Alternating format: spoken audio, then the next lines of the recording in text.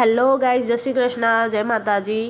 તો આજે આપણે આવી ગયા હતા સવારમાં સ્નેપ પર અને આ જો ગાઈઝ નવા પિમ્પલ થઈ રહ્યા છે। આપણે પીસી મશીન બધું સ્ટાર્ટ કરી દીધું હતું અને હું જોઈ રહી હતી તડકો, ખતરનાક તડકો હતો ગાઈઝ।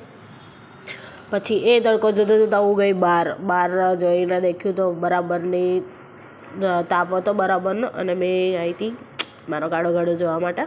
તો પછી તાપ ખૂબ વધારે લાગવા મળ્યો તો હું ગતી રહી પાછી અંદર। મેં કીધું ના ભાઈ, આપણે બેરે તો દાંત સુધારતા હોય ને ક્યાં પાછું મેં કીધું ટ્રેનિંગ લેવા માટે જવું। તો પાછી હું આવી ગઈ અંદર અને હવે હું કરીશ મારું કામ। આ દેખો ગાઈસ, ડાર્ક સર્કલ અને પિમ્પલ બહુ વધારે વધી રહ્યા છે।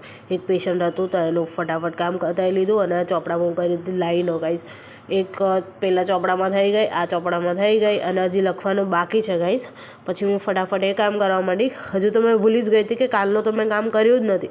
તો એ કામ હું કરવા માટે બેસી ફટાફટ લાઈનો કરી અને એ કામ મારું પતાવ્યું ગાઈસ। અને પછી હું બેસવા નીચું નાસ્તો કરવા। તો ગાઈસ આજે મમ્મીએ વઘારેલો રોટલો આપ્યો છે અને સેવ મમરા। તો આપણે ગાઈસ ફટાફટ પતાવી દઈએ। તો મેં કર્યું ફટાફટ ટિફિન ઓપન। આ દેખજો ગાઈસ, અને મારું રિએક્શન દેખજો, કેમ કે મમ્મીએ પહેલી વાર મને વઘારેલો રોટલો આપ્યો છે। તો મેં પહેલાં સેવ મમરા ખાધા અને પછી ખાધો વઘારેલો રોટલો ગાઈસ। એની અંદર સેવ મમરાની સેવ મારા લિપ્સ પર ચોંટી ગઈ ગાઈસ। નાના છોકરા જેવો ના આમ હતા, પણ બહુ જોરદાર મમ્મીએ રોટલો વઘાર્યો હતો ને ફટાફટ આપણે હાલવા જ માંડ્યા હતા રોટલો।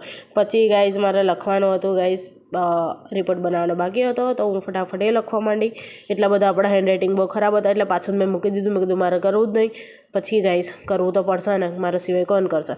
તો ફટાફટ મેં કર્યું, જોઈને નામ ભૂલી જતી હતી એટલા માટે। અને આગળની ગાઈઝ હું ડેટ જ ભૂલી ગઈ હતી, તો આગળ જોઈને મેં ફટાફટ ડેટ લખી અને ડેટ લખીને ફટાફટ હું એન્ટ્રી કરવા માંડી।